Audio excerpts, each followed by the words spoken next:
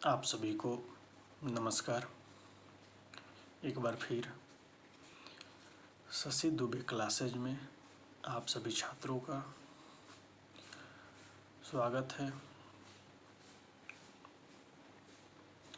इससे पहले जो वीडियो आपको उपलब्ध कराया गया था पेपर 4 में लैंग्वेज अक्रॉस द करिकुलम के यूनिट 2 में हम लोग लास्ट स्किल पढ़ रहे थे, राइटिंग स्किल्स। उसमें आपको प्रीवियस क्लास का जो वीडियो उपलब्ध कराया गया था उसमें हम लोग गुड हैंड राइटिंग के बारे में डिस्कस कर रहे थे। अच्छे लिखावट की कैसे लिखा जाए। आज हम लोग एक नए उसी टॉपिक को कंटिन्यू करते हुए गुड हैंड राइटिंग के कुछ टर्म्स को डिस्कस करेंगे। जैसे अगर कि गुड हैंड राइटिंग का बात किया जाए तो एक चीज़ आप स्पष्ट इस बात को समझिएगा कि हम सुलेख या अच्छे प्रकार का राइटिंग स्किल हम कैसे इम्प्रूव कर सकते हैं। खासकर छोटे बच्चे अर्थात जब आप प्राथमिक माध्यमिक स्कूलों में रहेंगे तो बच्चे को उनका राइटिंग कैसे इम्प्रूव किया जाए, उनकी राइटिंग को कैसे इम्प्रूव किया जाए और लिखना में कुछ बातों को हम लोग ध्यान देते हैं जिसमें लिखते समय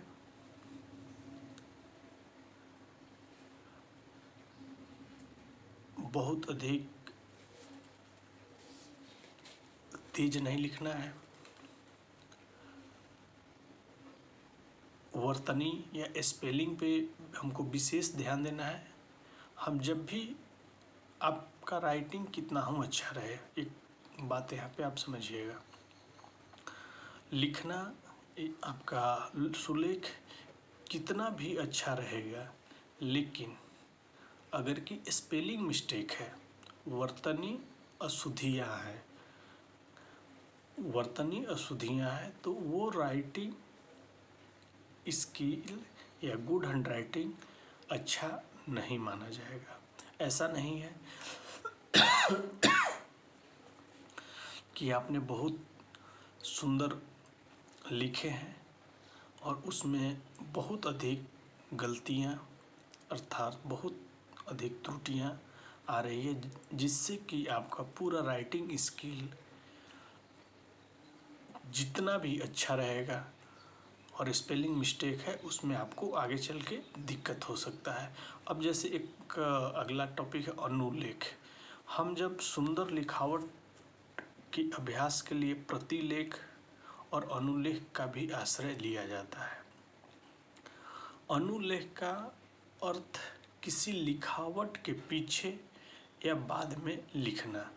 अनुलेख के लिए कुछ कॉपियाँ होती हैं। इन कॉपियों में प्रत्येक पृष्ठ के ऊपर प्रथम पंक्ति पे मोटे और सुंदर ढंग के अक्षर, शब्द या वाक्य लिखे जाते हैं और उनके नीचे पंक्तियाँ रिक्त रहती है। जैसे अब हम इसमें बात करते हैं कि राइटिंग स्किल के इम्प्रूव करने के लिए भी बहुत सारे कॉपी भी आ गए हैं। 3 लाइन, 2 लाइन, इंग्लिश के लिए अलग, कर्सी लेटर के लिए अलग, स्मॉल कैपिटल लेटर के लिए अलग। अब इस बात पे भी डिपेंड होता है कि आपका राइटिंग स्किल अगर कि बाय बर्थ,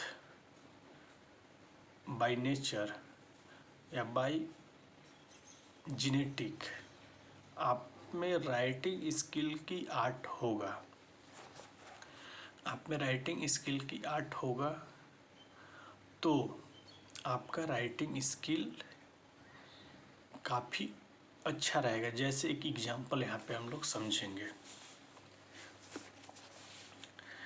आप लोगों ने देखा होगा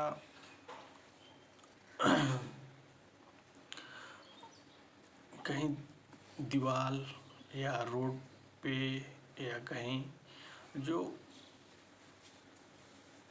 लिखने वाले होते हैं उनका राइटिंग स्किल कितना अच्छा होता है, कितना एकदम मतलब हमको लगता है कि राइटिंग स्किल उनका आप देखेंगे तो बहुत आपको प्रभावित करेगा।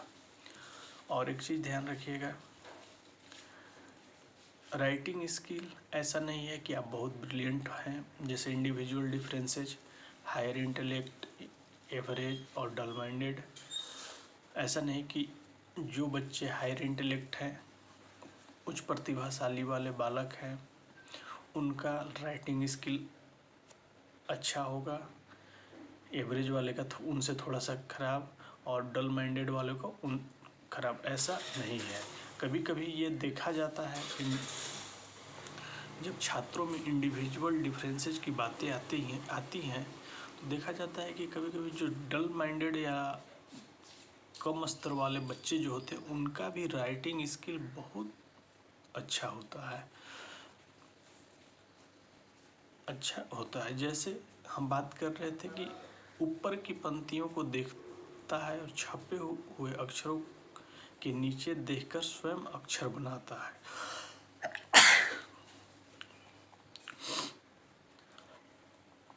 आरंभ में नीचे की पंक्तियों में भी बिंदुओं के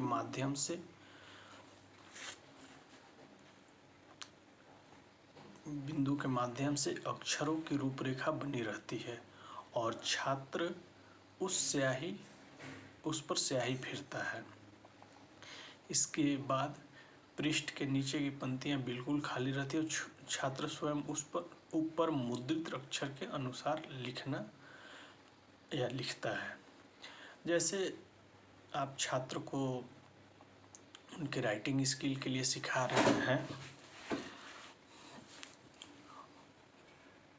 कुछ अक्षर, शब्द, वाक्य ऊपर कॉपियों में लिख दिए जाते हैं और छात्रों को बोला जाता है कि आप इसको रिपीट कीजिए। उस छात्रों को बोला जाता है कि आप रिपीट कीजिए और छात्र उसी का अभ्यास करते हैं, उसी का अनुकरण करते हैं। अनुलेख का पर्याप्त अभ्यास होना चाहिए। अच्छे अनुलेख पर छात्रों को प्रोत्साहित करने के लिए पुरस्कार की व्यवस्था करनी चाहिए या होनी चाहिए। अनुलेख का अभ्यास प्रतिदिन हो तो अधिक अच्छा है। अनुलेख का कुछ अभ्यास हो जाने पर प्रतिलेख की ओर छात्रों को मुड़ना चाहिए। प्रतिलेख में छात्र स्वतंत्र रूप से किसी पुस्तक या पत्र पत्रिका के किसी अनुलेख का अनुकरण करके अपने कॉपी पर लिखते हैं। प्रतिलेख का लक्ष्य भी सुलेख ही है, किंतु इससे भाषा की शुद्धता का भी ज्ञान होता है। कक्षा 4, 5 और 6 में प्रतिलेख का अभ्यास कराया जाता है। प्रतिलेख को एक प्रकार से सुलेख कह सकते हैं, क्योंकि अनुलेख की यह दूसरी प्रकार की विधि है। अब यहाँ पे जैसे हम इस बात पे भी डिस्कस कर सकते हैं कि छात्रों को उनके अनुसार जब आप अभ्यास कराएंगे किसी पुस्तक, किसी पत्र पत्रिकाओं के माध्यम से, तो उसी को हम लोग अनुलेख के नाम से जानते हैं और प्रतिलेख को भी एक प्रकार से सुलेख ही कहा जाता है। अब आगे जो टॉपिक है वो श्रुति लेख। इससे आप सभी परिचित होंगे। हिंदी के क्लास में या कक्षाएं में अक्सर श्रुति लेख पे आप सभी जानते होंगे कि कुछ शब्द आपको लिखवाया जाता था, उसमें आप श्रुति लेख लिखते थे, जितने और हिंदी के क्लास में हिंदी के जो शिक्षक होते थे अक्सर श्रुति लेख पे विशेष फोकस करते थे। अनुलेख में सामने नमूने के रूप में मुद्रित अक्षर होते हैं। श्रुति लेख में इस नमूने का अभाव रहता है। इसमें अध्यापक बोलता जाता है और छात्र सुनकर बोली हुई सामग्री को लिखता है। श्रुति लेख में सुंदर लिखावट का सर्वाधिक महत्व नहीं है। इसमें महत्व भाषा की शुद्धता का हो जाता है। सुनकर समझने की योग्यता और परीक्षण का श्रुति लेख अच्छा साधन है। वर्तनी को पढ़ाने के लिए इसका प्रयोग नहीं करना चाहिए। श्रुति लेख के लिए ऐसा कठिन अंश चुनने से लाभ की अपेक्षा हानि ही होती है, जिसमें अपरिचित और कठिन शब्द हो। स्वतंत्र लेखन करते समय हमको कुछ बातों को ध्यान रखना चाहिए, जिससे हमारा अनुलेख, श्रुति लेख, सुलेख हम इम्प्रूव कर सकते हैं, बढ़ा सकते हैं। नंबर फर्स्ट, चयनित विषय छात्रों के मानसिक बौद्धिक स्तर के अनुरूप होने चाहिए। चयनित विषय छात्रों के मानसिक बौद्धिक स्तर के अनुरूप होने चाहिए। जैसे आप अगर कि बच्चे को लेखन कौशल इम्प्रूव करा रहे हैं तो उसके लेवल का होना चाहिए, उसके स्तर का होना चाहिए। ऐसा नहीं कि हम राइटिंग स्किल इम्प्रूव करा रहे हैं और बच्चा चौथी में है और हम बात या कर रहे हैं 7वीं का 8वीं का, ये नहीं। उनके बौद्धिक स्तर, इंटेलेक्चुअल लेवल उनके मेंटल के अनुरूप होना चाहिए। ठीक है। इसके बाद अगला विषय छात्रों के लिए चिर परिचित होना चाहिए ताकि वे विषय में स्वाभाविक रुचि ले सकें। जैसे जिस विषय का आप सुलेख करा रहे हैं, वो छात्रों के लिए चिर परिचित होना चाहिए ताकि वे विषय में इंटरेस्ट ले सकें। अब हम अगर की बात करते हैं,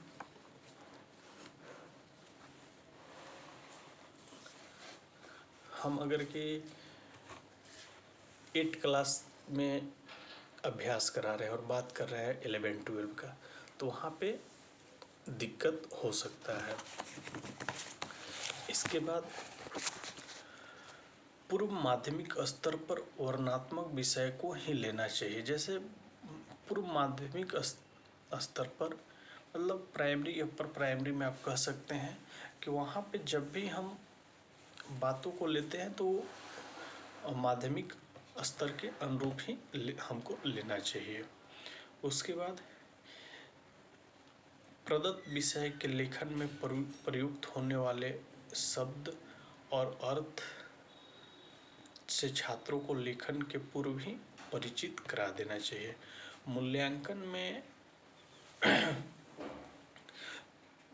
मूल्यांकन में भाषा की अपेक्षा भाव को अधिक महत्व देना चाहिए।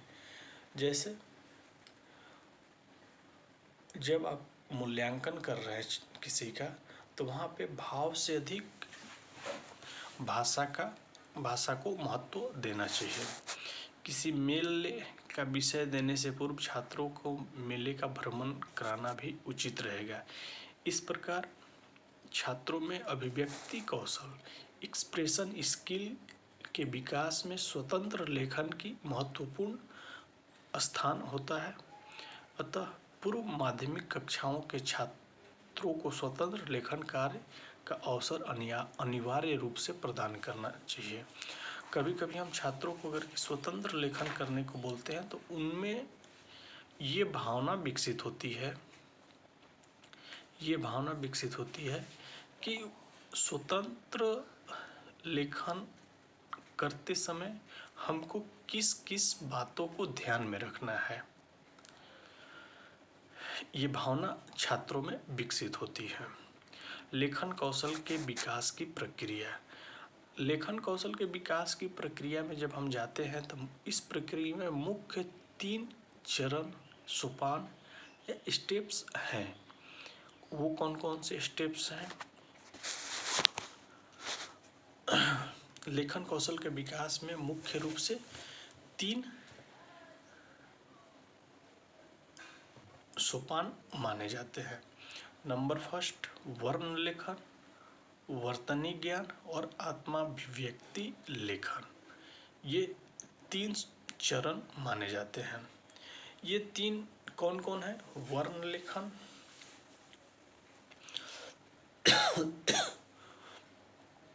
वर्ण लेखन, वर्तनी ज्ञान और आत्माभिव्यक्ति लेखन। ये तीनों अंग परस्पर संबंधित है। जो कुछ लिखा जाना है उसके लिए वर्णिम आधार है। शब्दों में इनका अस्तित्व महत्वपूर्ण अर्थवान बनाता है। शब्दों रचना वर्तनी नियंत्रित होती है। अभिव्यक्ति में शब्द अकेले नहीं रह पाते, वे व्यवस्थित क्रम में अपनी सार्थकता तय एवं महत्वता पूर्ण बनाते हैं।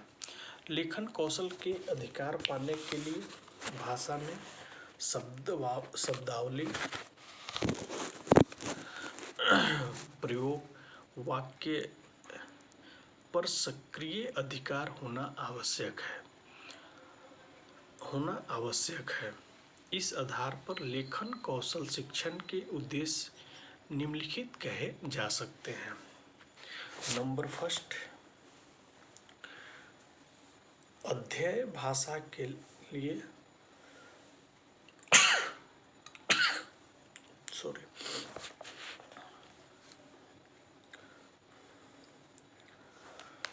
अध्यय भाषा के लिए प्रयुक्त चलन के अनुरूप शब्दों की वर्तनी जानना और लिखना। लिखते समय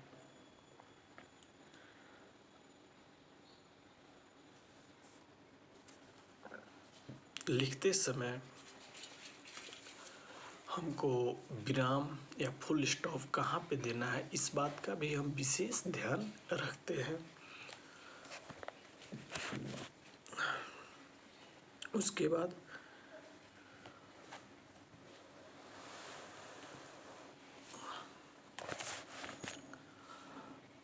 रचना का आत्माभिव्यक्ति के लिए उपयुक्त शब्दों का वाक्य चयन करते समय उनको लिखित रूप में सुव्यवस्थित तथा सुसंगठित करने का कार्य करना चाहिए। लेखन कौशल के 2 मुख्य अंग है, लेखन और लिखित अभिव्यक्ति।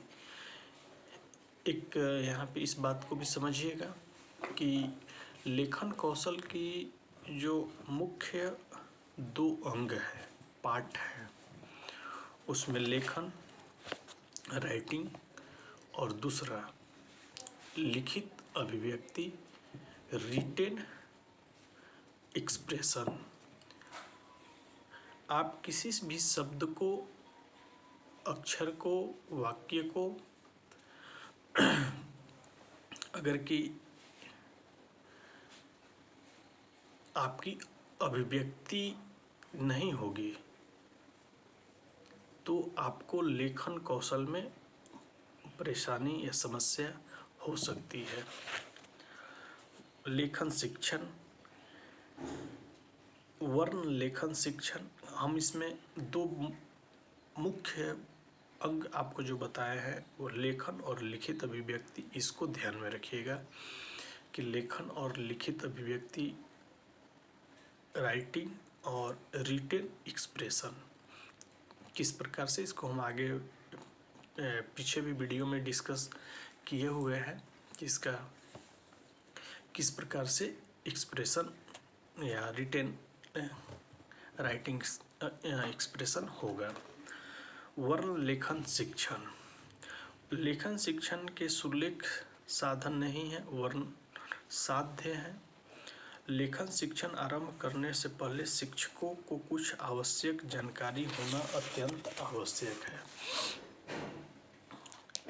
अब जैसे आप लिखते हैं वर्ण लेखन, उसमें शिक्षक के रूप में कुछ बातें हम स्टूडेंट्स के लिए डिस्कस किए, लेकिन कुछ बातें टीचर को क्या करना चाहिए उस बात को भी हमको ध्यान रखना चाहिए।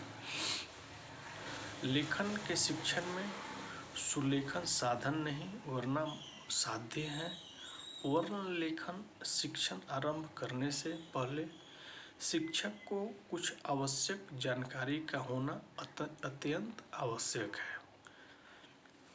जैसे शिक्षार्थी को बैठने का ढंग सही ढंग से होना चाहिए।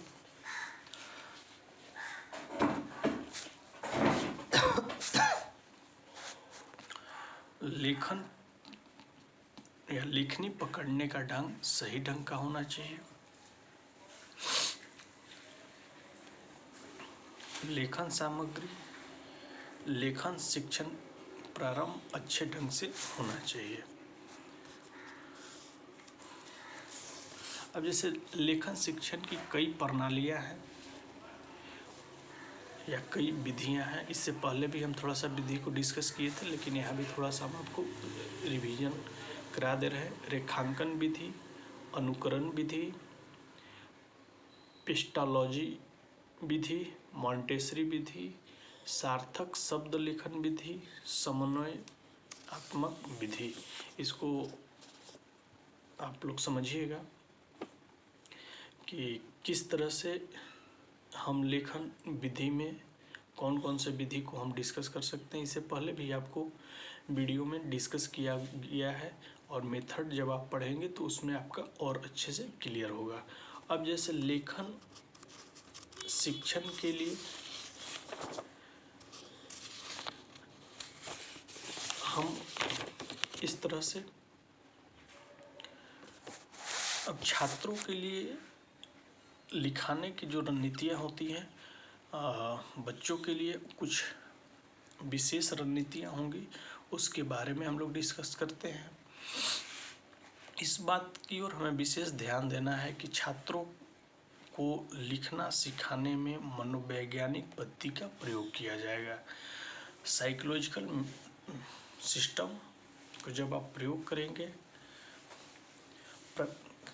प्रायः पाठशाला में बालकों से पहले वर्णमाला के अक्षर लिखाए जाते हैं, फिर शब्द, उनके बाद वाक्य।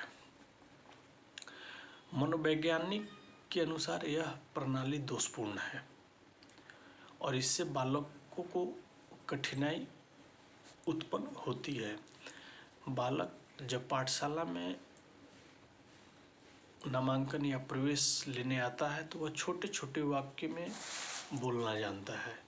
वर्णमाला के भिन्न भिन्न अक्षर उसके लिए निर्थक या निरर्थक और सारहीन होते हैं। मतलब उसके बारे में उसको अधिक ज्ञान नहीं होता है, उनका अपने में कोई अर्थ नहीं होता है। आपसे मिलकर जब वे शब्दों अथवा वाक्यों के रूप में आते हैं तभी वे सार्थक बनते हैं, अर्थात उनका अर्थ होता है।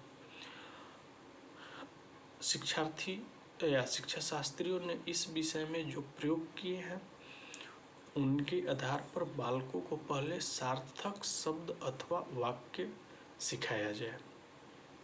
सार्थक शब्द अथवा वाक्य सिखाया जाए।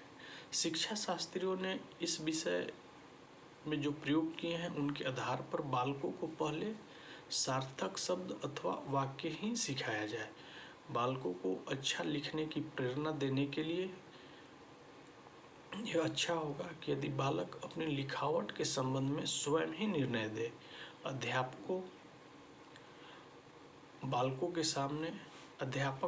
के सामने उन्हीं के द्वारा लिखे गए कई प्रकार की लिखावट के नमूने प्रस्तुत करेंगे और उनकी सहायता से सबसे सुंदर और सबसे खराब और बीच की कुछ श्रेणियों को चुनेंगे। फिर प्रत्येक बालक का लेख कौन सी श्रेणी में आता है इसको उसका वर्णन करेंगे। यह देखा जाएगा कि इस प्रकार बालकों को अपने लेख के बारे में स्वयं मालूम हो जाएगा। अध्यापक यह जान सकेंगे कि उनकी प्रगति कैसी है, क्या अमुक बालक के लेख में कुछ सुधार हुआ है, या वैसे ही अथवा पहले से कुछ बिगड़ गया है। इससे बालक अपने सुंदर लेख बनाने की प्रेरणा उसको अध्यापक के माध्यम से दिया जाएगा। प्रोग्रेस ऑफ एजुकेशन, इस बात को समझिएगा, एकदम साधारण एग्जाम्पल है, इसमें कोई ज़्यादा टफ एग्जाम्पल नहीं है। जैसे जो बच्चे प्राथमिक स्तर के होते हैं उनमें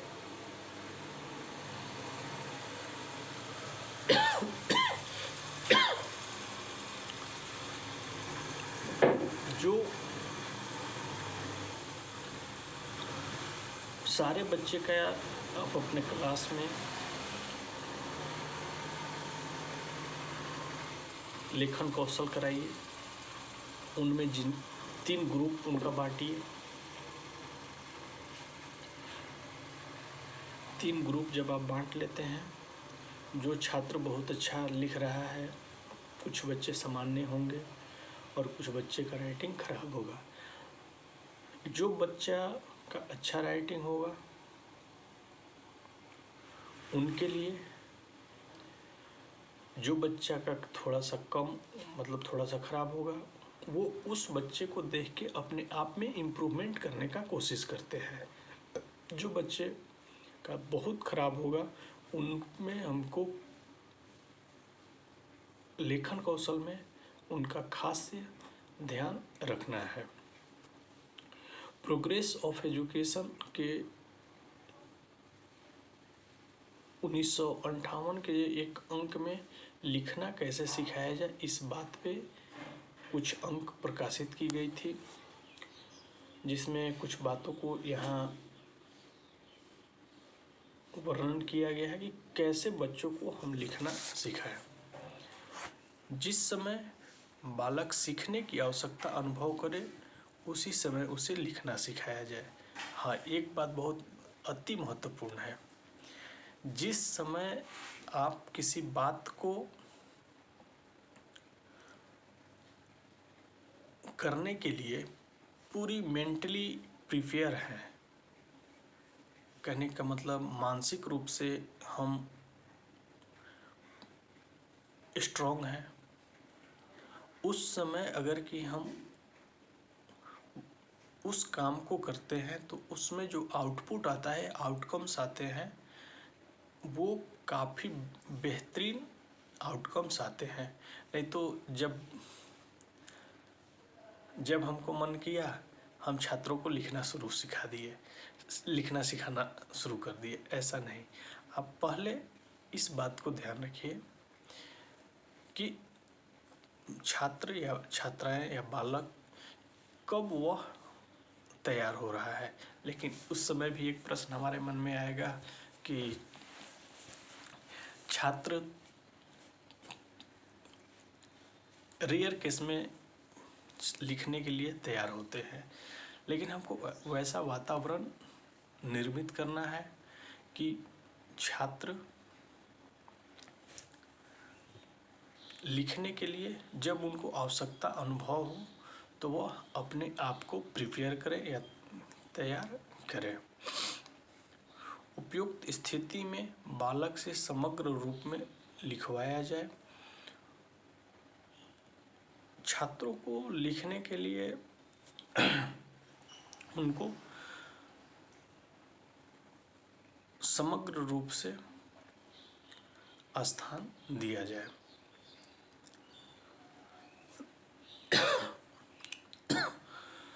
बालकों के व्यक्तिगत भेदों का पूरा ध्यान रखा जाए। इंडिविजुअल डिफरेंसेज, अब इस बात को समझिएगा, हम यहाँ पे इंडिविजुअल डिफरेंसेस, व्यक्तिगत विभिन्नता को ज़्यादा फोकस क्यों कर रहे हैं।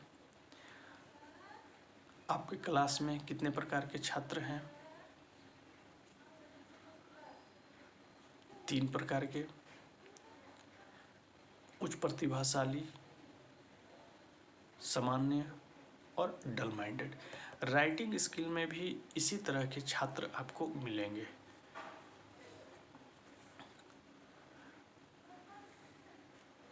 उच्च प्रतिभा कहने का मतलब कि लिखावट, हम यहाँ राइटिंग स्किल में बात जब करते हैं तो उनका लिखावट काफ़ी अच्छा होगा, कुछ बच्चे का सामान्य होगा और कुछ बच्चे का बहुत खराब होगा। हम बच्चे को ऐसा नहीं कह सकते हैं कि तुम्हारा राइटिंग बहुत अधिक खराब है, हम उनमें जितना हो सके पॉजिटिव बात भरेंगे। हम अगर कि उनमें निगेटिव बात भरते हैं तो आगे चल के उनका कभी लिखना या उनके इंडिविजुअल डिफरेंसेस उनके विकास में बाधक बन जाते हैं। कभी कभी आप देखेंगे कि शिक्षक भी राइटिंग स्किल को इम्प्रूव करने में एक बाधक के रूप में प्रस्तुत होते हैं। वह कैसे?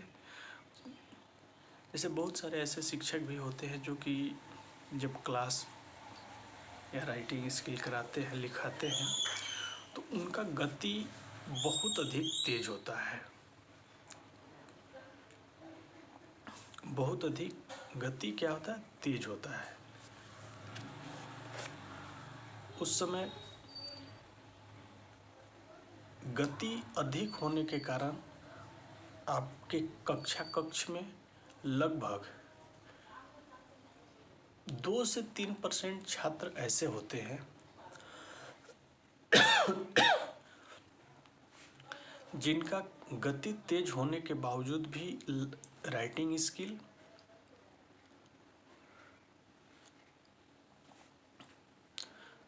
ठीक रहता है। लेकिन अधिकतर छात्रों की संख्या वहाँ पे ऐसी होती है कि छात्र सोचते हैं कि हम किसी प्रकार से इसको लिख लें, फिर आगे इसको हम नोट्स कर लेंगे। लेकिन वही आपका स्पीड बना रहता है और आप उसी को फुलफिल करने में अपने लेखन कौशल को धीरे धीरे आप खराब करते जाते हैं और आपको इस बात की भनक भी नहीं लगेगी और उसमें शिक्षक का भूमिका अति महत्वपूर्ण, शब्द को समझिएगा, हम क्या शब्द बोल रहे हैं, अति महत्वपूर्ण हो जाती है कि आपके विकास में वो एक बाधक के रूप में, बैरियर के रूप में ही भी काम करते हैं। इस तरह से आपको कभी कभी शिक्षक मिलते हैं। हायर एजुकेशन में या उच्च शिक्षा में इस बात को हम नहीं कर सकते हैं, क्योंकि आप में सुधार की गुंजाइश कम है। आप में सुधार की गुंजाइश कम है। आपका जितना विकास होना था वो इम्प्रूव हो चुका है। हाँ, आप यहाँ से भी कुछ बातों को ध्यान में रखकर आप इम्प्रूव कर सकते हैं, अपने आप में सुधार ला सकते हैं। अब आपके अनुभव, एक्सपीरियंस से आप अपने आप को इम्प्रूव या अपने आप को सुधार कर सकते हैं। इस बात को ध्यान आप जरूर रखिएगा। हम शिक्षक का नाम लिए हैं इसलिए कि आप शिक्षा या शिक्षक बनने की राह में हैं कि हम बहुत अधिक तेज बोलेंगे, मेरा या बहुत गति मेरा रहेगा, मेरा सिलेबस। कभी कभी ये भी देखा जाता है कि अपने पाठ्यक्रम को ख़त्म करने के लिए भी शिक्षक बहुत अधिक गति का सहारा ले लेते हैं, जिसके चलते छात्रों का राइटिंग स्किल धीरे धीरे खराब होते जाता है। बालकों की रुचि को ध्यान में रखकर ही उससे लिखवाया जाए। अब यहाँ पे इंटरेस्ट को आप समझिएगा। छात्रों को उनका जब इंटरेस्ट हो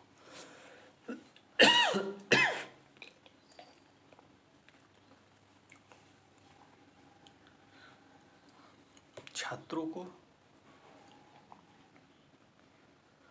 उनका जब इंटरेस्ट हो, उनका जब रुचि हो, तब उन्हें आप लिखना सिखाइए।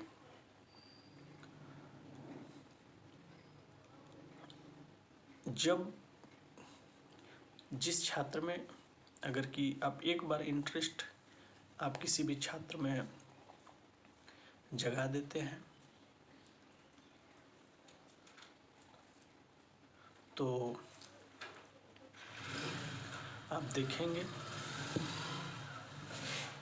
कि उसमें लिखावट या लेखन कौशल के प्रति उनका रवैया चेंज हो जाता है। उसके बाद लास्ट जो आपका रिपोर्ट में अंक प्रकाशित हुआ था, सरल से कठिन की ओर शिक्षण सूत्र का पालन करना। आप शिक्षण प्रविधि जब हम आपको पढ़ा रहे थे तो उस समय हम इस बात को पढ़ाए थे कि सरल से कठिन की ओर शिक्षण सूत्र का पालन किया जाए। सिंपल टू कॉम्प्लेक्स, साधारण से कठिन की ओर, सरल से कठिन की ओर। ऐसा नहीं है कि हम ऐसे सूत्र का प्रयोग करें कि लेखन कौशल सुधारने के लिए हम बहुत अधिक गति का प्रयोग कर रहे हैं, हम बहुत अधिक गति का प्रयोग छात्रों को करने के लिए कह रहे हैं। ऐसा नहीं, हमको सिंपल टू कॉम्प्लेक्स, अगर कि एक बार छात्र का लिखावट सुधर गया तो वह धीरे धीरे अपने आप में गति ला सकता है। अगर कि एक बार राइटिंग स्किल खराब हो गया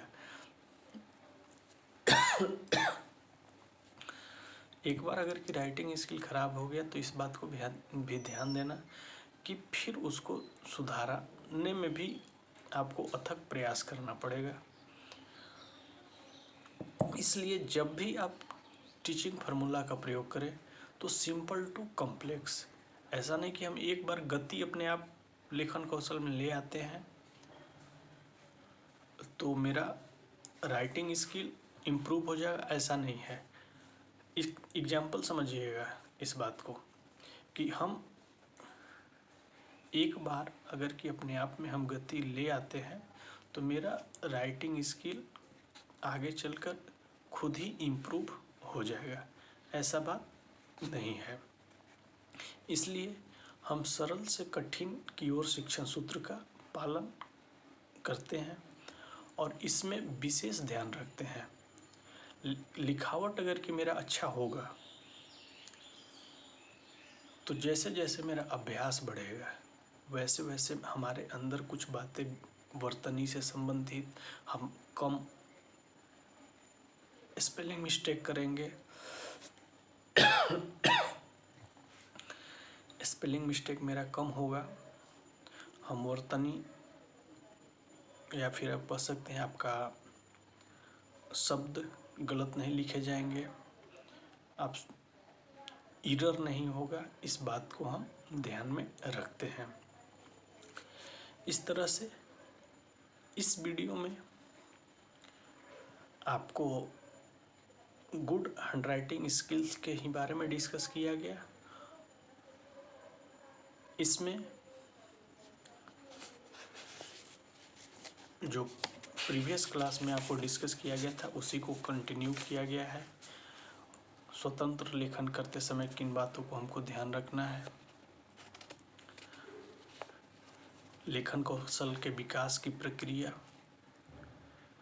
वर्ण लेखन शिक्षण और कुछ उनके लेखन शिक्षण की कुछ प्रणाली के बारे में डिस्कस किया गया है। उसके बाद बच्चों के लिए जब हम उनके लिए लेखन कौशल का बात करते हैं तो कौन कौन सी बातों को हम ध्यान में रखते हैं उसके बारे में डिस्कस किया गया। और लास्ट आपका progress of education, progress of education के जो अंक प्रकाशित हुए हैं उसके बारे में भी डिस्कस किया गया।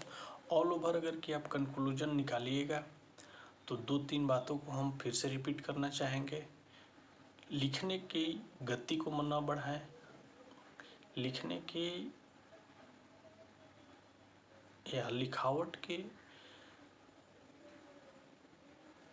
अच्छे किस प्रकार से हम लिखावट अच्छा कर सकते हैं उस पर हमको ध्यान देना है। अब इसमें जो लास्ट आपका टॉपिक बच रहा है, teaching of spelling. Teaching of spelling जब आप शिक्षण कराएंगे अध्यापक के लिए, जैसे यहाँ इस कुछ बातों को हम अध्यापक के लिए भी वर्णन किए थे कि शिक्षक किन किन बातों को ध्यान में रखेंगे, इंडिविजुअल डिफरेंसेस को, सिंपल टू कॉम्प्लेक्स को, ये सारी बातें हम लोग टीचिंग ऑफ स्पेलिंग्स, हम वर्तनी को कितना सुधार सकते हैं शिक्षण में। ऐसा नहीं है कि बहुत अधिक हम लिखेंगे और उसमें वर्तनी का हमको ध्यान नहीं देना होगा। तो इसको हम लोग अगले वीडियो में डिस्कस करेंगे। तब तक के लिए धन्यवाद।